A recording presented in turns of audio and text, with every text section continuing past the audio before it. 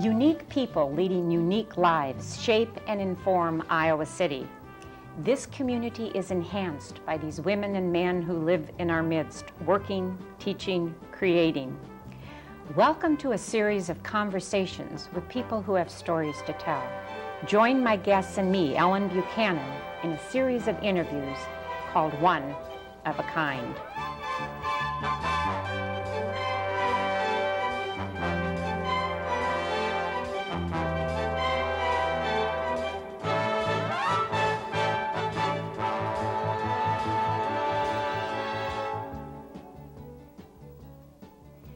Marvin Bell, the Flannery O'Connor Professor of Letters at the University of Iowa and faculty member in the University of Iowa's Writers' Workshop, is a nationally known poet. He teaches a graduate poetry course, a poetry seminar, as well as undergraduate poetry workshops. Often described as a unique voice in American poetry, Professor Bell was named the 1994 recipient of an award in literature from the American Academy of Arts and Letters. This award is among the nation's highest honor awarded in architecture, art, literature, and music. In addition to previous awards from the Academy of American Poets, he received awards and fellowships from the Guggenheim Foundation, the National Endowment for the Arts, the American Poetry Review, and Poetry Magazine. He has held senior Fulbright appointments to Yugoslavia and Australia. Professor Bell taught at Goddard College, the University of Washington, the University of Hawaii, and was the Lila Wallace Reader's Digest Writing Fellow at the University of Redlands.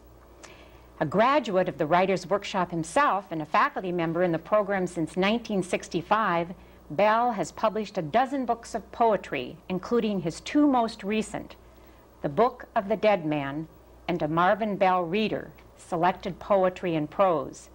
Other works include Stars Which See, Stars Which Do Not See, Iris of Creation, A Probable Volume of Dreams, and co-authored with William Stafford, Segues, A Correspondence in Poetry.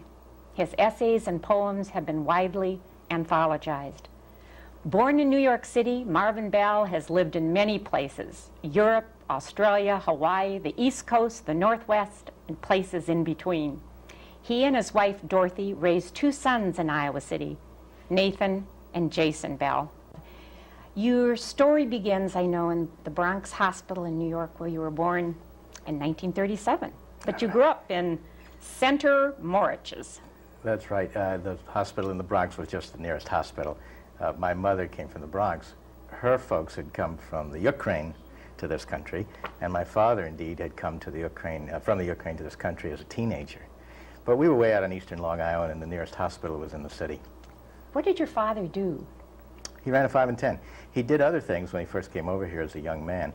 And indeed, at one point, he was working for a roofer who liked him very much as an employee and who wanted to turn the business over to him at a certain point. He was making very good money for the time, or so he felt.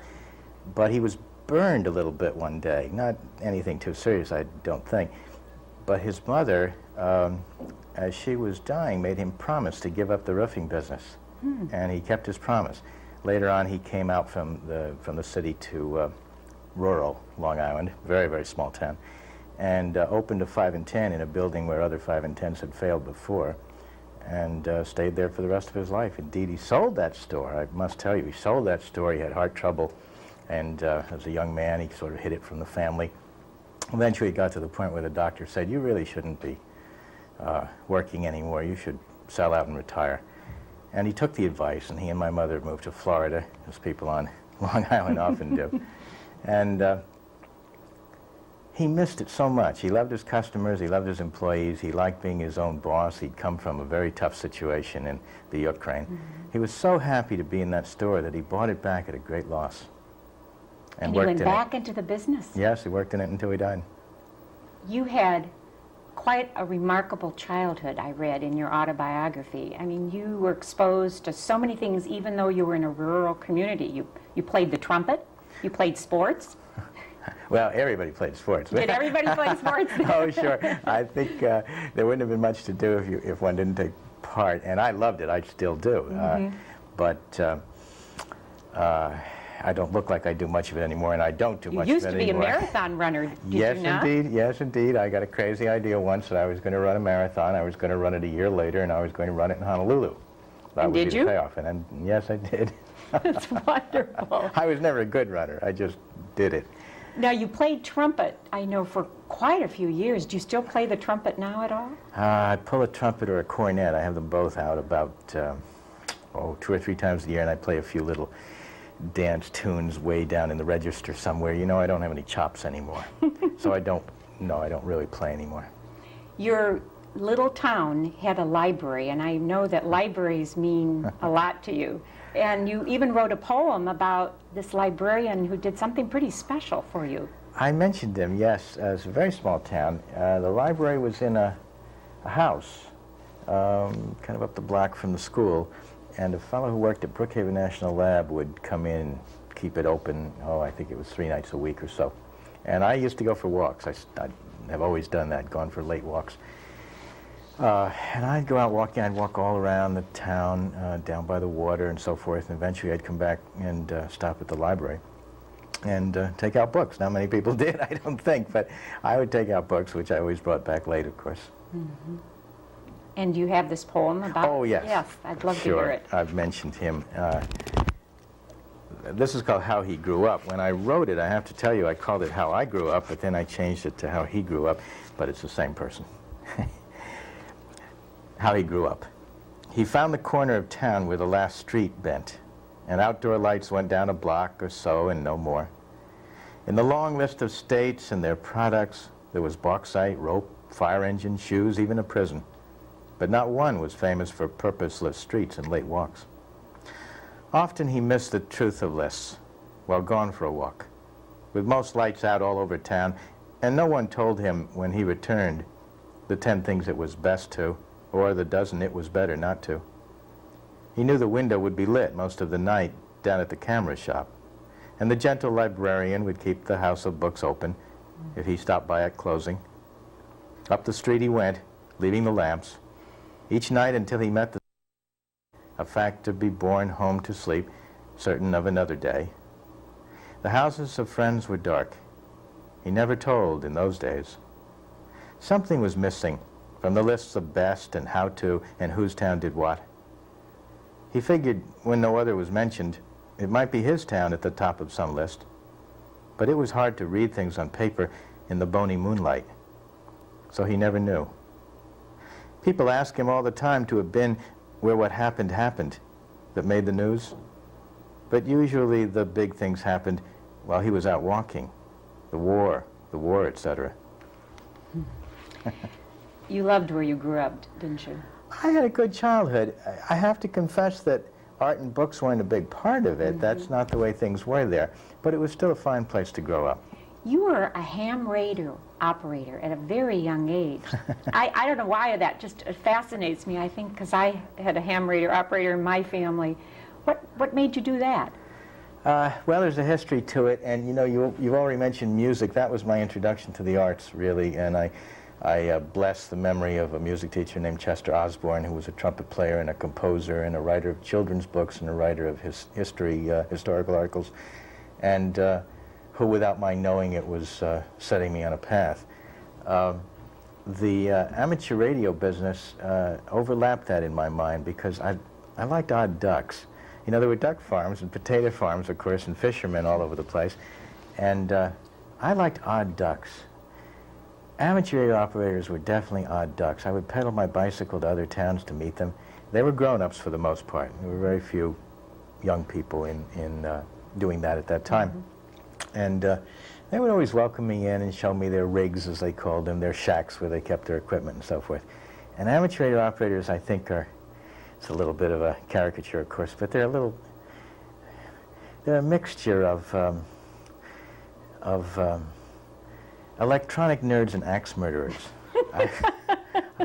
I think, and they were really quite wonderful to me. My sister's father-in-law was the first amateur radio operator I met. His call sign was W2EBT, which he called eggs, 2 eggs, bacon, and toast, or elderly, bald, and toothless. That's right. They always have some way to remember those call letters. That's right. And I caught a ride to the radio club meetings with a fellow named Herbie Snell, who fixed radios for a living. His call sign was W2FCH, which he liked to refer to as 2 females chasing Herbie. This was great fun. I mostly handled traffic, that is messages. And you were young to do that. I was, but I did it all in code, so no one knew that I was young. Do you still remember Morse code? Believe it or not, I do. It's just indelibly imprinted. Oh, LN is dit-dit-added-it-dit-added-it-dit-dadded. See, you do. You do. Before we leave this Long Island, I want you to read a poem about Long Island that you wrote. Oh, sure. Let's see where it is. It's called Long Island, and I should tell you about it that... That was before you left to go to Alfred University, and That's I know right. not many young people in your... It was about 50 in your graduating class, and not many of them went off to college. You were... That wasn't something people did, and for the most part, I think they still don't. They get a job. They don't have a career. They get a job, and that's the way it is. And it's okay. I feel, you know, they found out about me at St. Richard's High School a few years ago, and so they have me come back every year and talk to the students. And I really only have one thing to say to them, and that is, go see something else. You can always come back. But I know that they sit there and look at me as most of my friends would have, and perhaps I would have too when I was a student. They look at me as if I couldn't possibly know what I was talking about. They feel they live in the best place in the world. And I just keep saying to them, look, just go somewhere. The country is much more various than you realize. People are much more various than you realize. Take a chance. And you never know who did listen to you either. Well, I've decided that most things happen by dumb luck, and they certainly did for me. I was very lucky, but it is dumb luck. This is called Long Island, and it changes from first person, that is I, to third person, he, in each of the 3 stanzas, but again, it's the same person. It refers to ohms at one point. Those are the unit of resistance in electricity, not the kind of ohm one chants in Tibet. This is Long Island. The things I did because of trees, wildflowers and weeds, because of ocean and sand, because the dunes move about under houses built on stilts, and the wet fish slip between your hands back into the sea. Because during the war we heard strafing across the bay, and after the war we found shell casings with our feet. Because old tires ringed the boat docks, and sandbags hung from the prows of speedboats, and every road in every country ends at the water. And because a child thinks each room in his house big, and if the truth be admitted, his first art galleries were the wallpaper in his bedroom and the car lights warming the night air as he lay in bed counting. The things I did, I counted in wattage and ohms, in the 12 zones that go from pure black to pure white, in the length of the trumpet and the curves of the cornet, in the cup of the mouthpiece, in the compass and protractor, in the perfect beveled ruler, in abstract geometry. And if the truth be known, in the bowing of cattails he first read his Heraclitus, and in the stretching box turtle he found his theory of relativity and the gist of knowledge. He did what he did. The action of his knee in walking was not different from the overstretching of an ocean wave, and the proofs of triangles, cones, and parallelograms were neither more nor less than the beauty of a fast horse, which runs through the numbers of the stopwatch and past the finish. The things I counted beyond the finish, beyond rolling tar roadways that squared the fields, where I spun on the ice, wavered in fog, sped up, or idled. And, like Perry, like Marco Polo, a young man I saw, alone walk unlit paths encircled by rushes and angry dogs to the indentation of his island. And if the truth be told, he learned of Columbus, of Einstein, of Michelangelo on such low roads and local waters. Weak fish hauled weakening from the waters at night, and the crab rowing into the light told him in their way that the earth moved around the sun in the same way, with the branched mud print of a duck's foot to read, and life in the upturned bellies of the fish kill in the creek. I guess I just want you to keep reading, but we do need to kind of move on about where you went next after Long Island. And you went to Alfred University, and you studied creative photography there, Well, not writing.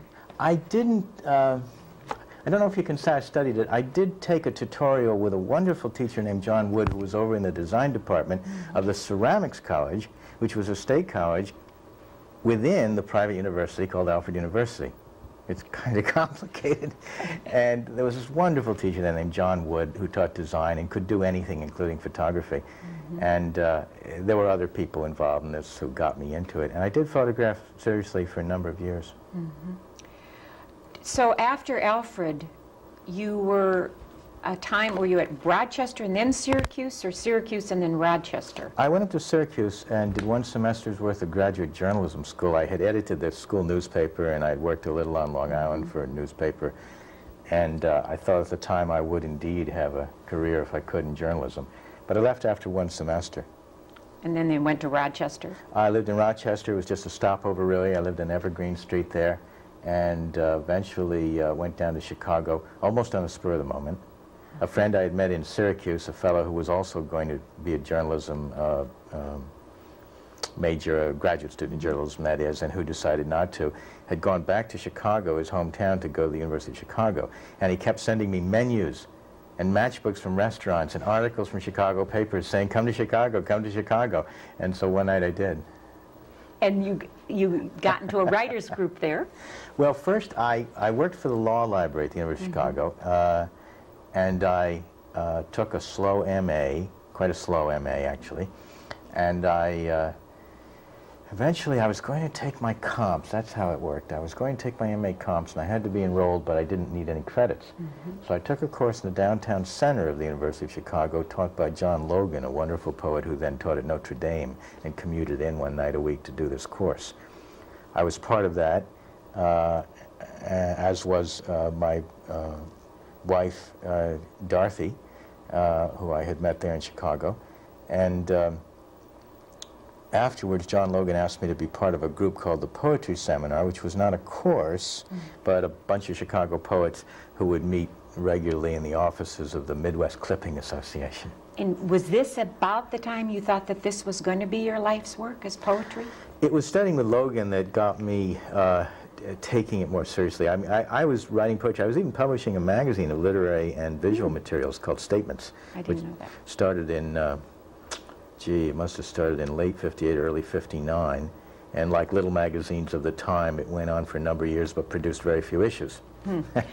Right at this time, in 1959, you found out that your father had died of a stroke. That's true. And I read in your autobiography that the whole town shut down in his honor. What a lovely tribute. They liked him as much as he liked them. Yeah, that's true. He was a terrific guy. You have a poem about him. Yes, I'm looking for it already. I knew we were going to get to this. This is ending with a line from Lear, and you'll see immediately that it's on the target here. The line this poem ends with is from Shakespeare's play King Lear. It's a line that the old king in the play says over the body of his daughter Cordelia. This is ending with a line from Lear. I will try to remember. It was light. It was also dark in the grave. I could feel how dark it was, how black it would be without my father, when he was gone. But he was not gone, not yet. He was only a corpse, and I could still touch him that afternoon, earlier the same afternoon. This is the one thing that scares me, losing my father. I don't want him to go. I'm a young man. I will never be older. I'm wearing a tie and a watch. The sky, gray, hangs over everything. Today, the sky has no curve to it and no end. He is deep into his mission. He has business to attend to. He wears a tie but no watch. I will skip a lot of what happens next. Then the moment comes. Everything has been said, and the wheels start to turn. They roll, the straps unwind, and the coffin begins to descend into the awful damp, into the black center of the earth. I am being left behind. The center of my body sinks down into the cold fire of the grave. But still my feet stand on top of the dirt. My father's grave, I will never again. Never, never, never, never, never. Right after this time in your life, you, like you said, you met your wife, Dorothy. I did, yes. In Chicago. Yes. And oh, we should go back. you did have a, yes. We should go back. You know why? Why? We should go back just a little bit. Sure. Because I've mentioned quite a bit about my father, but I have to tell you a couple of things more about my mother. One thing I have to tell you is that my mother's sister married my father's brother. And I also have to tell you that my mother's first name is Belle. Is Belle? Yeah, and she's terrific too. Is your mother still? My mother is still alive, yes indeed. She lives in Florida. Where does she live? She lives in Florida. Oh, she lives in Florida. She's a pistol, and she's quite wonderful, and her name is Belle Bell. What does Belle Bell think of her son Marvin Bell writing these books and books and books of poetry? Oh, she's pleased, of course. Yeah, she's very pleased. Does she get to see your her grandchildren, Jason and Nathan? And Nathan? She hasn't seen him in a while now. We're trying to figure out how to get everybody together because Nathan is living in Nashville with his wife. Now, what's he doing? Well, he's been in Nashville for years because he's been a musician. He may or may not decide to stick with it now, but he and his former partner, Susan Shore, who still plays here in town, put out 2 very good records, the second of which got a wonderful review from Rolling Stone, but it didn't translate into a lot of money. They dissolved the partnership. He moved to Nashville, and he's been writing songs down there and performing, but he's thinking maybe he wants to leave that scene for some good reasons, I think. But that's what he's doing down there. The little one, as we say, he's 28, I know he's not the little one, of course. He lives in New York City, now in Queens. He works for Citicorp and pursues quite avidly a martial art and philosophy called ninjutsu. He's a black belt and he teaches it and so forth and so on. How did you meet your wife, Dorothy? Did somebody introduce you to her? Oh, you're gonna. Oh, your viewers. No, your viewers are gonna love this. What? Because I'm gonna tell you the truth. Oh, good. Well, I hope all of it's the truth. Do your interviewees always tell the truth? Yes, How do we know? absolutely. I Okay. don't know. Well, I'm going to tell you the truth. You see, I was married before for a short time, and Nathan, my big boy, was born to my first wife. But when she and I divorced amicably, he stayed with me. And so he's really always grown up with Dorothy, and in his 30s he decided he wanted Dorothy to adopt him. It was very funny. We went to court, and the judge played it straight. He had a tear in his eye, and when we were all, he asked Dorothy why she thought she was fit to be a mother and so forth. It was very funny. And at the end, he said, well, now it's official. Oh, that's a wonderful story. In the meantime, Nathan, of course, is in fact in touch with his natural mother, who is named Mary Sojourner and is a novelist now. And everything's quite amicable. And I'm leading up to the answer to your question, which is that Dorothy and her boyfriend and my first wife, Mary, who I then called Mickey, and I double dated. Later on, Dorothy and I got together. Yeah. And you wrote this, I don't know what year you wrote this poem about her, but I think people, viewers will really enjoy it. It's called Dorothy. This is my poem to Dorothy, yes. To Dorothy. You are not beautiful exactly. You are beautiful inexactly. You let a weed grow by the mulberry, and a mulberry grow by the house. So close, in the personal quiet of a windy night, it brushes the wall and sweeps away the day till we sleep. A child said it, and it seemed true. Things that are lost are all equal. But it isn't true. If I lost you, the air wouldn't move nor the tree grow. Someone would pull the weed, my flower. The quiet wouldn't be yours. If I lost you, I'd have to ask the grass to let me sleep. When did you write that? Is that a recent one? It first appeared in a book in 1977. So it must have been written shortly before that, maybe within 2 years, let's say, before that. Right after Chicago, you came here and got invited to be in the writer's workshop. Must have been a great time to be in Iowa. Oh, it was a wonderful time. And you time. were throwing pots, I heard, and After I And- got here, I started throwing pots. I kept taking photographs, and I was writing. I had never thrown a pot at Alfred University, where they have a big ceramic school. I'd never touched clay there. But here, there was a wonderful teacher over in the art department named Carl Fraccassini, and I was throwing pots at Carl's shop. Yeah. After you were here in the writer's workshop, you were an officer in the Army. Yes, I was here for 3 years, and I had an old commission. I had to go on active duty eventually. I was an infantry officer, which would not have been good then, but just before I was due to report to Fort Benning, Georgia, I managed to get a transfer to the Adjutant General's Corps, which was quite different, and went instead to Fort Harrison outside of Indianapolis. That was in 1964 and 5. You have a poem that you wrote at that time about your experience. I did write a here. number of poems that have a military circumstance to them. And this was called It's got a What longish Songs the Soldiers Sang? title. That's the one. What songs the soldiers sang. Those with few images, lyrics, in which doing and undoing prevailed. There were conclusions and many epithets. To hell with what it might look like. The idea of breakfast, to take one example, was a favorite in the evenings. Also, the way fields shut down and the weight of the equipment. In choruses full of objects, nothing civilian moved, but loud young men bent on silence and back-breaking labors. It was natural to welcome them with triumphal marches. Many would return in halves. The songs, too, about their singing or lies. The truth is that some songs were obscene, and that there were no words for others. Did you think you were going to be, besides a writer, a teacher, which has become, you know, for almost 30 years you've been here teaching at That's true. Iowa? I set out to be a teacher. I didn't know I'd be so lucky as to be invited back here to teach in the workshop. And indeed, I must tell you, I had my heart set on living in the Northwest. I'd never seen it. I knew I would like it. I had liked Iowa City from the first time we saw it. But I was going to go to the Northwest, and in those days you could go anywhere you wished to teach. But I was offered the job at the workshop, and it was simply too good a job to turn down. And of course, I'm delighted that I took it. Well, I'm glad you've stayed for a few years.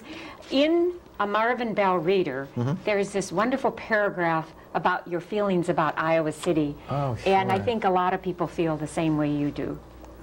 This is a paragraph from a little autobiographical essay. Looking back at the years in Iowa City, since I returned to teach in the autumn of 1965, I see signals about myself embedded in the decision to return and in decisions since to stay. Iowa City is one of the last of the big college small-town towns. I am a small-town person. I like to greet people as I walk through town. I like a place where the weather gets bad by other people's standards. I like a place where people are less sure of themselves than they are in sophisticated cities. Iowans are truly friendly and believe in schools. Iowa is not at all what some of my friends on the East and West Coast think about it. But I have noticed that people tend to think their own place best and other places inferior. Iowa City is a secret many people know. It's been a good place for us, Iowa City. I'll let it go at that.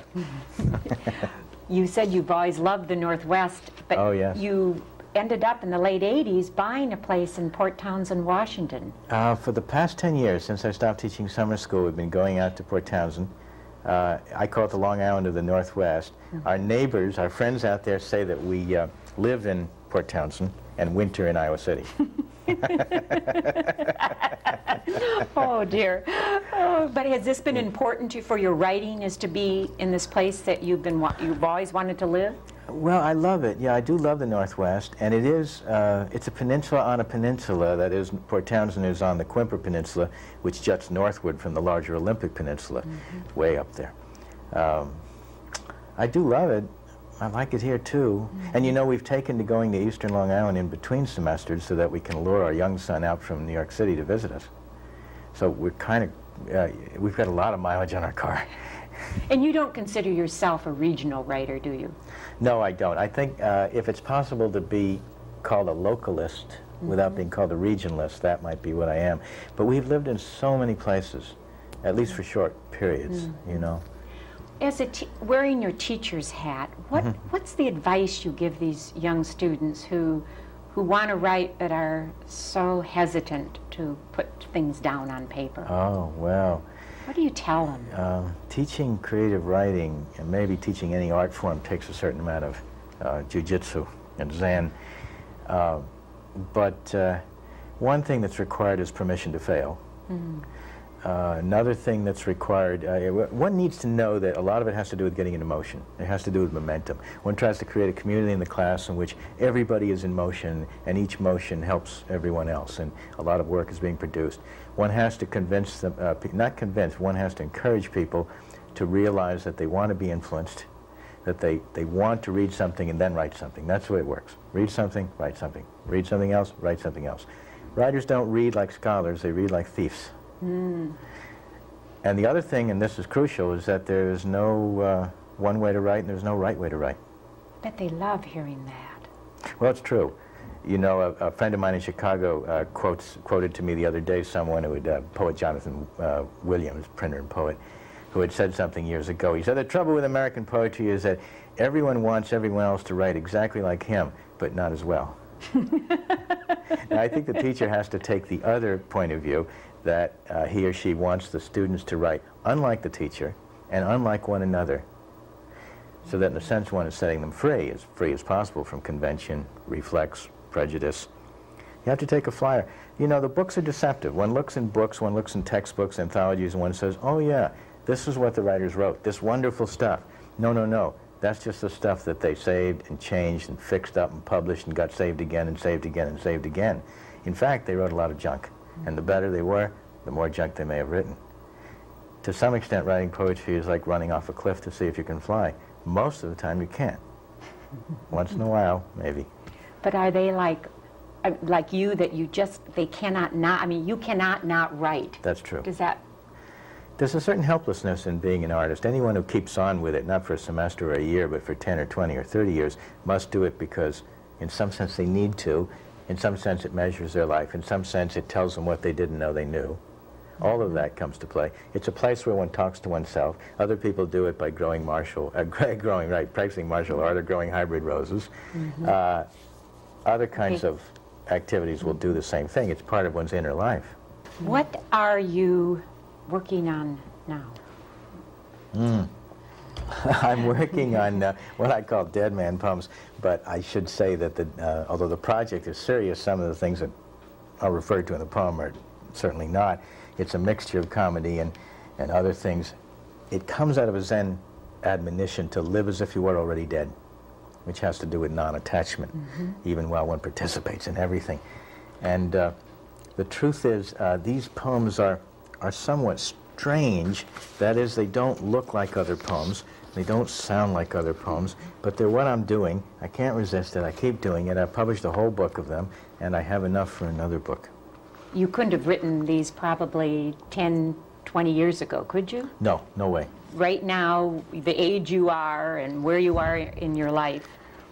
That's true. I mean, I've tried many ways of writing, and this is another way. These poems are, they accumulate. Each sentence is a line. Each line in the poem is a whole sentence, but sometimes the sentence is very long. Sometimes it's much shorter. So I'll give you an example. I'll just read the first part of one. Each of these poems comes in 2 parts, and each part has its own title, but I'll only read the first part of one of them. This is called About the Dead Man and His Masks. Part 2, which I'm not going to read, would be called More About the Dead Man and His Masks. When the dead man thinks himself exposed, he puts on a mask. Thinking himself exposed, the dead man puts on a mask. Before he needed a mask, he wore his medals on his chest and his heart on his sleeve. The dead man wears the mask of tomfoolery, the mask of assimilation, the mask of erasure, the scarred mask, the teen mask, the mask with the built-in O, the laughing mask, the crying mask, the secretive mask, the telltale mask, and of course the death mask. The dead man's masks are as multifarious as the wiles of a spider left to work in the bushes. To the dead man, a spider's web is also a mask, and he wears it.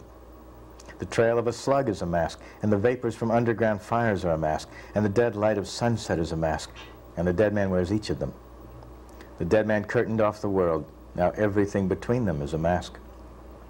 He weaves masks of sand and smoke, of refracted light in empty water. The dead man takes what the world discards: hair and bones, urine and blood, ashes and sewage. The dead man, reconstituted, will not stay buried, reappearing in disguises that fool no one, yet cast doubt. He comes to the party wearing the face of this one or that one, scattering the shadows as he enters. When there is no one face, no two faces, no fragility of disposition, no anticipation, no revelation at midnight, then naturally years pass without anyone guessing the identity of the dead man. It is no longer known if the dead man was at the funeral. The dead man has a life, believe me. In this, there will be probably more books coming out. Yes, indeed. I've written quite a number. There are 33 of these two-part poems in this book, and I think I'm up to about number 64, in fact, on my computer. Oh, you do write on a computer. I do now. Yes, I held out for years. Was that hard to go from a typewriter or longhand or what? I held out for years. My young son, Jason, who was of that generation, of course, kept arguing with me about things like artificial intelligence. And I have to tell you, as I was hurrying to come down today for the interview, I left the house a little later than I intended to because my fax machine started, and it was Jason having fun at Citicorp sending me funny letters and funny articles and so forth. So I've been won over. You are into the technological age. A little bit. You like, in this, I love this Marvin Bell reader. Mine is all dog-eared now and underlined. The first poem in it is The Self and the Mulberry. And you've mentioned mulberries before. You must have a mulberry in your yard, do you? Or did you? We did for a very long time. Unfortunately, we had to finally cut it down. Not so long ago, we kept a piece of it on the porch. You like trees and birds, I think, huh? I do. To watch in your backyard. I was being interviewed once by a fellow from Kansas City for a tape machine. We had it between us, and every once in a while he'd say, without any warning, read a poem. And I'd reach down and grab a book and just sort of flip open somewhere and read a poem. After a while he said, say, are you the tree poet? Because I'd read a poem with a mulberry in it, a poem with a weeping willow in it, a poem with a banyan tree, a poem with an oak tree, a poem with a ginkgo tree in it. And you know, I thought, this is an opportunity, I thought. And I said, yes. Okay, tree poet, read this next one that This is the self and the mulberry. I wanted to see the self, so I looked at the mulberry. It had no trouble accepting its limits, yet defining and redefining a small area so that any shape was possible, any movement. It stayed put, but was part of all the air. I wanted to learn to be there and not there, like the continually changing, slightly moving mulberry, wild cherry, and particularly the willow. Like the willow, I tried to weep without tears. Like the cherry tree, I tried to be sturdy and productive. Like the mulberry, I tried to keep moving. I couldn't cry right, couldn't stay or go. I kept losing parts of myself, like a soft maple. I fell ill like the elm. That was the end of looking in nature to find a natural self. Let nature think itself not manly enough. Let nature wonder at the mystery of laughter. Let nature hypothesize man's indifference to it. Let nature take a turn at saying what love is. It's wonderful. I think we'll end with that poem. Thank you for being my guest today, Marvin. My pleasure, Ellen. My guest on One of a Kind has been Marvin Bell. He has influenced 2 entire generations of poets. A son of a Ukrainian immigrant, his lifetime interests and pursuits have been varied and heartfelt. A trumpet player, photographer, ham radio operator, marathon runner, potter, world traveler, essayist, poet, teacher, mentor, husband, and father. He wrote, I am one of those who is helpless not to write and helpless not to change. His words on paper have earned him many honors, an award in literature from the Academy of Arts and Letters, awards from the Academy of American Poets, the Guggenheim Foundation, the National Endowment for the Arts, American Poetry Review and Poetry Magazine, 2 Fulbright scholarships, and the Flannery O'Connor Professorship at the University of Iowa. Marvin Bell is one of a kind.